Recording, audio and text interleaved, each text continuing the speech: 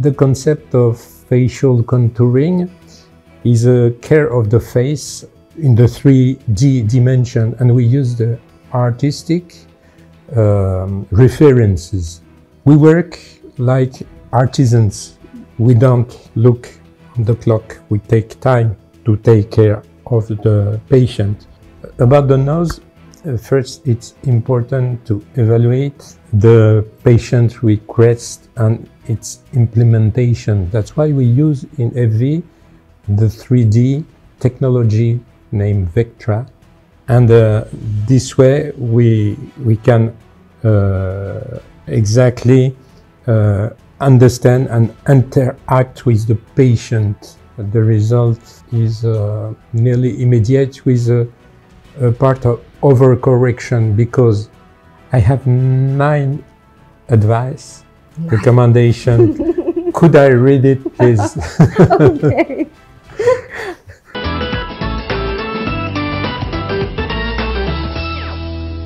Doctor Network, mạng xã hội thông tin y tế không thể thiếu cho mỗi gia đình.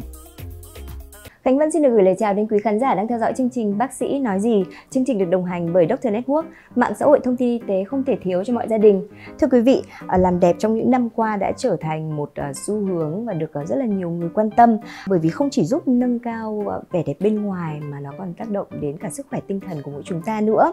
Trong đó thì phẫu thuật thẩm mỹ đóng một vai trò vô cùng quan trọng, tạo ra những cái đường nét trên gương mặt của mỗi chúng ta, khiến cho chúng ta cảm thấy tự tin hơn khi mà giao tiếp với mọi người. Và có thể nói là ngày hôm nay thì chúng ta sẽ cùng trò chuyện với những cái chuyên gia trong lĩnh vực làm đẹp để có thể giúp cho chúng ta kiến tạo được những cái đường nét trên gương mặt. Và ngày hôm nay thì Khánh Vân cũng xin được giới thiệu với quý vị khán giả những chuyên gia sẽ giúp cho quý vị hiểu rõ hơn về những cái phương pháp làm đẹp phổ biến. Chúng ta sẽ rất là vinh dự chào đón Dr. Daniel Bialeoko, là trưởng viện thẩm mỹ FV Lifestyle, bệnh viện FV với hơn 37 năm kinh nghiệm trong lĩnh vực thẩm mỹ, thì đã làm đẹp cho hàng ngàn khách hàng. Hello, Dr. Daniel. Thank you for joining us today. Thank you. I'm a French plastic surgeon. Exercised this skill over 30 years ago. Before I had my private clinic in France, but also worked in Italy, in Spain, member of the French Society of Plastic Aesthetic Surgeon, the name SOFSEP, and also the ISAPS, it means the International Society of Aesthetic Plastic Surgeon. Yes, thank you. Thưa quý vị, bên cạnh Dr. Daniel thì xin được giới thiệu với quý vị khán giả, đó chính là bác sĩ Võ Ngọc Tú, là bác sĩ điều trị cấp cao tại bệnh viện FV, cũng rất là nhiều năm kinh nghiệm trong lĩnh vực thẩm mỹ. Thì bác sĩ Tú sẽ giúp cho chúng ta hiểu rõ hơn về những cái kiến thức và những phương pháp làm đẹp ở trong thời điểm hiện tại. Xin được gửi lời chào đến bác sĩ Tú ạ. Xin chào tất cả mọi người, chào chị Khánh Vân. Mình là Ngọc Tú, hiện tại thì mình đang công tác tại khoa phẫu thuật tạo hình thẩm mỹ bệnh viện FV. Rất là vui khi hôm nay mình có cơ hội ở đây để chia sẻ với mọi người về thẩm mỹ, về cách để làm sao mình đẹp hơn mỗi ngày. Và chắc chắn rồi, và bác sĩ Tú cũng sẽ là người kết nối để giúp cho chúng ta hiểu rõ hơn về những cái phương pháp làm đẹp trong thời gian gần đây với những cái chia sẻ từ Dr. Daniel. Thưa quý vị, bây giờ thì chúng ta sẽ cùng tìm hiểu rõ hơn về những cái phương pháp kiến tạo những cái đường nét để có thể làm đẹp hơn cho cái gương mặt của chúng ta, đúng không ạ? Dr. Daniel, can you share a little about your journey into the field of cosmetic surgery? It's a long journey. I started with the general study, medicine study. If I wanted to become a surgeon, I have to make a sort of competition, a concours, to become a resident. Step 1, 4 years to be a resident inside the public hospital. My experience with plastic surgery. I also made at that time the reconstruction and the hand surgery, and I was graduated then in microsurgery. And the second step, I become a fellow, always in the public hospital. And finally, I get the diploma of a general surgeon with skills of plastic surgery. This period, there was not the board certified that we have now. But now, with the harmonization of the diplomas, with Europe. We have of course, the skills, and we are board certified as a plastic surgeon. I started my private activity in 1986, long time ago, until now, cosmetic and plastic surgery. 1996. 86. 86. Wow. Không biết là với bác sĩ Tú, hành trình đến với câu chuyện về làm đẹp, đến với thẩm mỹ thì có dài giống như là câu chuyện của Dr. Daniel không ạ? Nghề y là một quá trình học tập không ngừng và rất là dài. Thì đối với ngành y ở Việt Nam thì bác sĩ cũng sẽ trải qua 6 năm đại học để trở thành bác sĩ đa khoa. Sau đó thì phải gần hơn 2 năm để có chứng chỉ hành nghề. Sau đó phải luyện tập thêm, mình cũng phải luyện tập thêm làm ở các bệnh viện công, rồi học về tái tạo trong vòng 2-3 năm nữa. Sau đó sẽ học lên chuyên khoa, cũng phải mất khoảng 10 năm hoặc hơn để mình có thể trở thành một bác sĩ phẫu thuật tạo hình thẩm mỹ. Với một cái hành trình học tập rất là dài, cùng với đó là cũng rất nhiều những cái năm kinh nghiệm để cho chúng ta có thể thực hành về phẫu thuật thẩm mỹ đối với nhiều bệnh nhân, thì chúng ta cũng sẽ có nhiều những cái kinh nghiệm hơn nữa này, cập nhật được nhiều những cái phương pháp mới để có thể thay đổi cái diện mạo, cái gương mặt cho những ai mà mong muốn cho mình trở nên đẹp hơn, đúng không ạ? Và chắc chắn rồi, ngày hôm nay thì chúng ta sẽ có rất là nhiều những cái câu chuyện, thậm chí là những cái câu chuyện bên lề đằng sau những cái ca phẫu thuật thành công để có thể chia sẻ với quý vị khán giả của chương trình Bác sĩ nói gì. Dr. Daniel, cosmetic surgery has become increasingly popular, especially facial contouring. Can you explain the methods to our audience? The concept of facial contouring is a care of the face in the 3D dimension, and we use the artistic references. Facial contouring is often referred to as a highly effective method of enhancing facial features, whatever the age, and also reducing the appearance of the aging face. We can act either on the soft tissue or on the bony structures. All will depend on the request of the patient. Of course, the recovery will be different if we're more invasive. Many factors could be taken into account, like the sex, the ethnicity, patient wishes, of course, and the aging factors.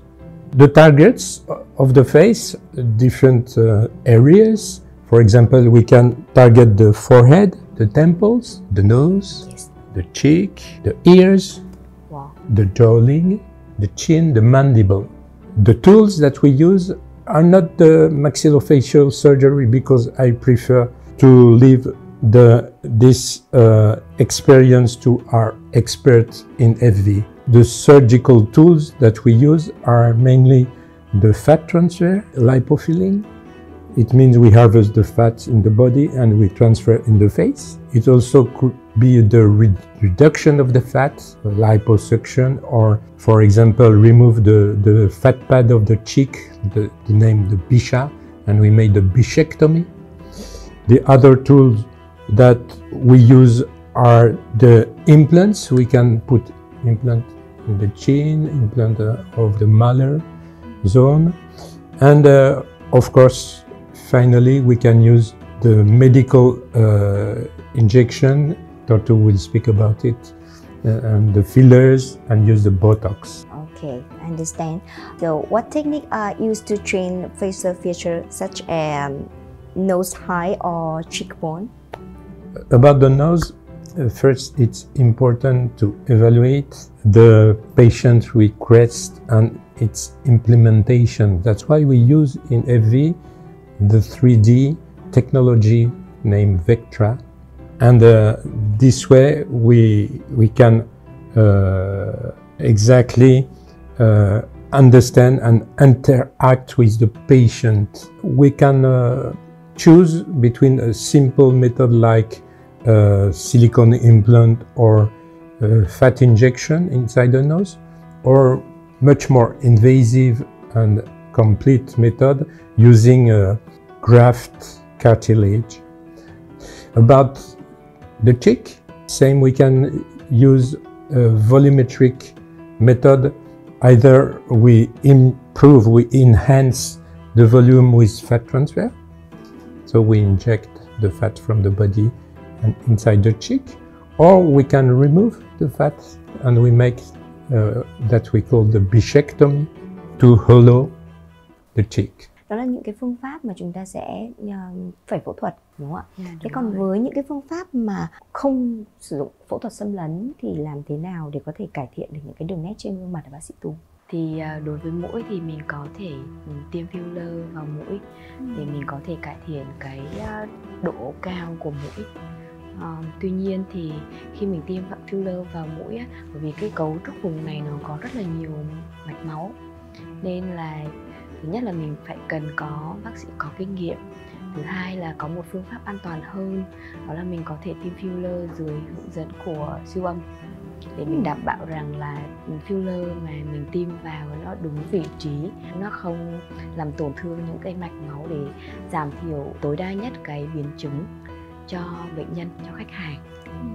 Còn đối với má, mình có thể làm đầy má. Đối với những người mà có gò má thấp thì có thể làm đầy má bằng filler, hoặc là bên cạnh đó mình có thể kết hợp với lại botox để làm thon gọn cái viền hàm này của mình, cải thiện cái viền hàm đối với những người có cái góc hàm khá là vuông và khá là bảnh ra. Nếu như mà nói như bác sĩ Tú thì có lẽ là với cái phương pháp filler siêu âm ạ. Filler dưới hướng dẫn của siêu âm. Dưới hướng dẫn của siêu âm. Với cái phương pháp đó thì có lẽ là chúng ta sẽ đến với những cái nơi mà uy tín như là bệnh viện thì mới có đầy đủ những cái máy móc cũng như là thiết bị, cơ sở vật chất để có thể thực hiện những cái phương pháp đấy, đúng không ạ? Đúng rồi. So what factor determine the choice of surgical method for each patient? About the cosmetic medicine in favor, very small risk if the injector experimented doctor, the best from plastic surgery. And also the action is quick, the result is immediate, the cost moderate. But it could be more risky if you injected by anyone. You have to know it, and more and more. The result is limited lasting, and the modification is moderate. The problem with surgery is that you have to go in the office theater, most of the time with anesthesia. Sometimes you need a recovery time, but you have a longer lasting result. About the choice of surgical methods, all depends of the request of the patient. For example, facial rejuvenation. Some patients want only natural result and no signature of the surgery. That's why we choose, for example, a mini lift. But other patients, they prefer really visible and long-lasting results, and we have for that more aggressive method like the facelift with the deep plane. But the recovery, of course, is different. I understand. One of the main concerns people have when undergoing cosmetic surgery is safety. Can you tell us if current aesthetic methods are safe? Zero risk does not exist. You have to know. That's why we have to inform with loyalty the patient before, and we have to make a sort of contract, the informed consent signed by both parties. What are the reasons why the risk is minimal at FV? First of all, FV is credited and certified by GCI. It means that inside the FV are the highest standards of healthcare quality and patient safety. Second, team of surgeons are experimented and use the latest techniques. We work like artisans. We don't look on the clock. We take time to take care of the patient. More important, the follow-up. Because if any problem could occur, because zero risk does not exist, we can solve this problem. So the patient have to trust all the time of the contract. Are there any case where you would advise against facial cosmetic surgery? If there are pre-existing pathology like high blood pressure or diabetes, autoimmune diseases, that we hate the most is the smoker, because the risk of bad scarring is very high. People taking alcohol or drugs, not safe for the follow-up. And the most important for us is a realistic expectation of the patient. He has to admit the limit of the technique. Thế thì không biết là những cái bệnh nhân như vậy, những cái trường hợp như vậy thì họ có được lựa chọn sang những cái phương pháp mà không xâm lấn như là bác sĩ Tú có chia sẻ hay không ạ? Sẽ tùy vào cái tình trạng của bệnh nhân. Bác sĩ sẽ đánh giá cái tình trạng nguy cơ, bệnh nhân thuộc nguy cơ thấp, nguy cơ vừa hay nguy cơ cao. Đối với những bệnh nhân mà có nguy cơ cao khi trong phẫu thuật á, thì có thể lựa chọn những cái phương pháp ít xâm lấn hơn. Có thể là mình sẽ dùng máy móc hoặc là mình tiêm chích cho nó an toàn hơn để giảm thiểu cái nguy cơ cho bệnh nhân, đảm bảo an toàn cho bệnh nhân, cũng như là mình đạt được cái kết quả thẩm mỹ một cách tự nhiên và an toàn nhất cho bệnh nhân. Thì thực ra là cái khao khát làm đẹp thì cũng của rất là nhiều người, đúng không ạ? Ai cũng có hết, nhưng mà điều quan trọng là mình phải an toàn. Dạ vâng. How long does it usually take for patient to fully recover from facial cosmetic surgery? All depends on what kind of surgery you had. If it's simple surgery, like fat grafting, the result is nearly immediate with a part of overcorrection, because after 3 months there is some melting of the fat grafting, nearly 30% is melting. So the result will be visible very soon, but stable after 3 months. Same, for example, the facelift. If you choose a mini lift, the recovery is very short. Just take 1 or 2 weeks without activity. But for a deep plane, it's much more longer, and you need between 1 and 2 months for recovery. Are there any tips to help speed up recovery and ensure safety during cosmetic surgery? The most important is to follow your plastic surgeon's recommendation. The most important. Of course, quit smoking. Quit smoking now, before surgery and after surgery. Take care of yourself. Stay hydrated, eat properly. Prepare your skin. Prepare with arnica for homeopathy.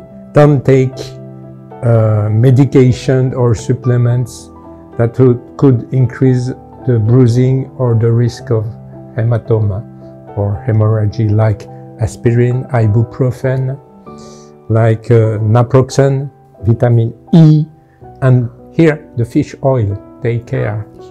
And after surgery, sleep with your head elevated on the pillow to reduce the swelling. Với những cái phương pháp của bác sĩ Tú thì có lẽ là nó cũng nhanh chóng phục hồi hơn, cái thời gian phục hồi nó cũng nhanh chóng hơn cho bệnh nhân. Thế nên là những cái lưu ý thì giống như là Dr. Daniel có chia sẻ, cái quan trọng nhất là mình cũng vẫn phải lắng nghe cơ thể của mình này, và nghe theo những cái lời khuyên của bác sĩ dặn dò.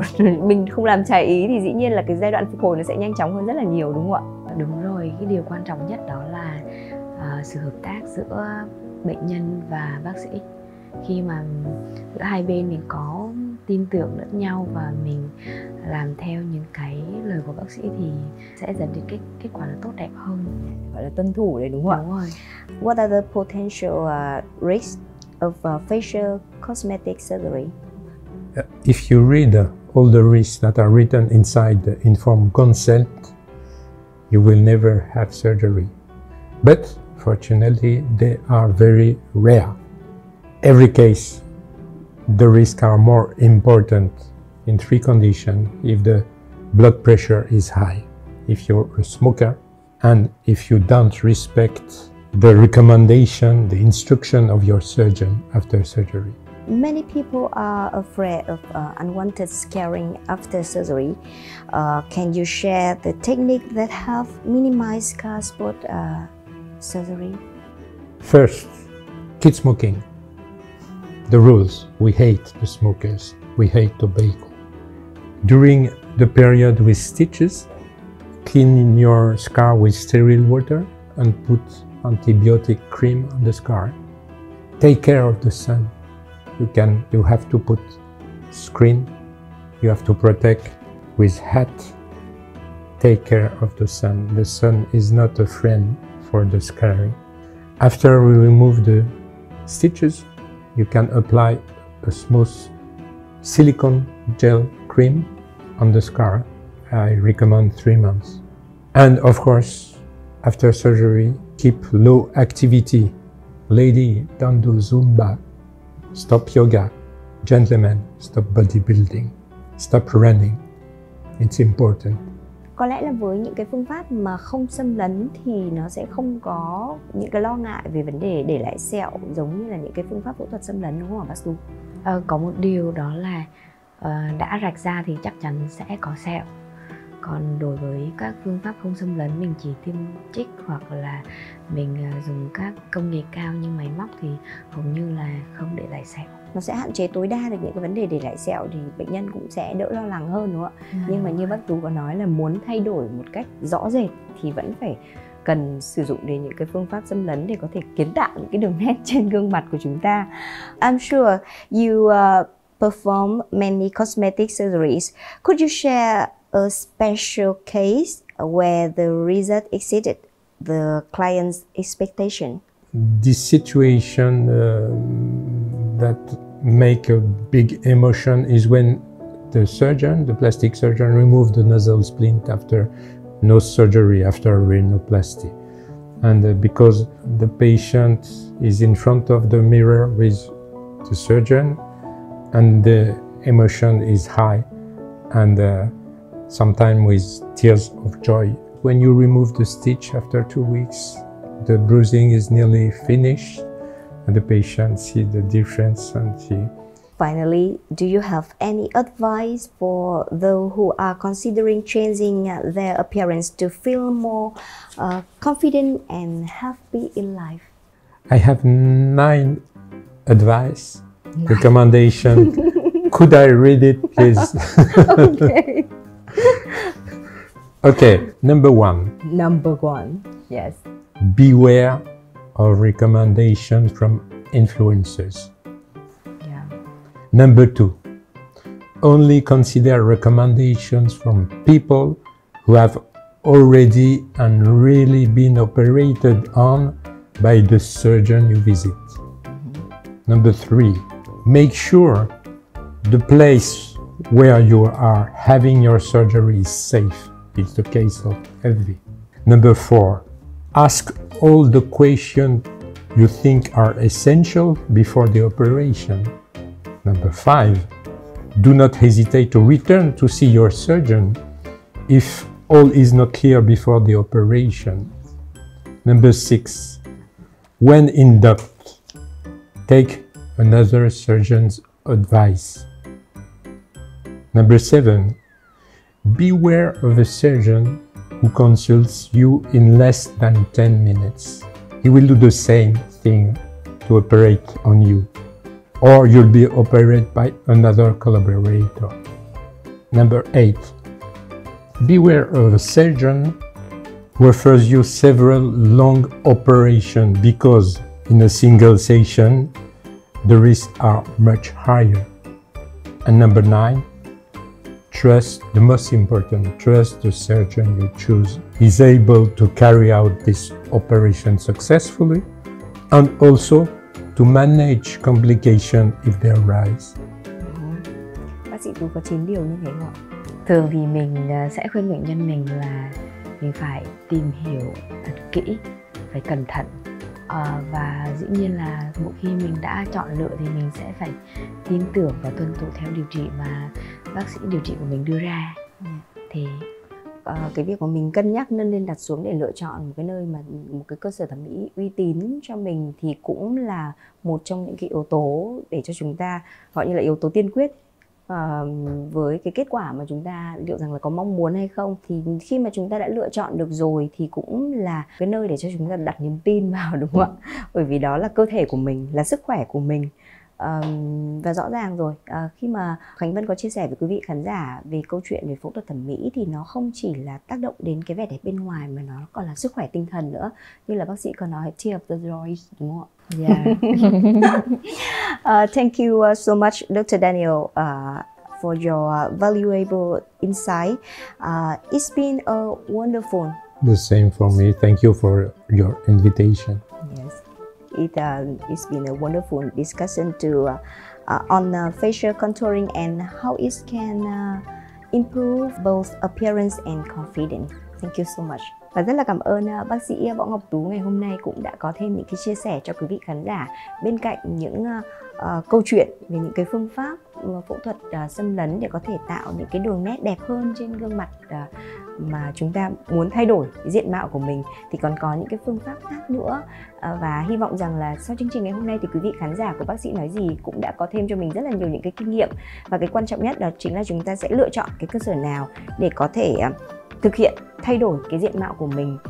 Mình đặt niềm tin vào đó để mình có một cái cuộc phẫu thuật nó an toàn và có một cái kết quả đúng như mong muốn, đúng không ạ? Một lần nữa xin được cảm ơn hai bác sĩ đã tham gia chương trình ngày hôm nay, và cũng xin được cảm ơn quý vị khán giả đã đồng hành cùng với chúng tôi. Xin chào và hẹn gặp lại.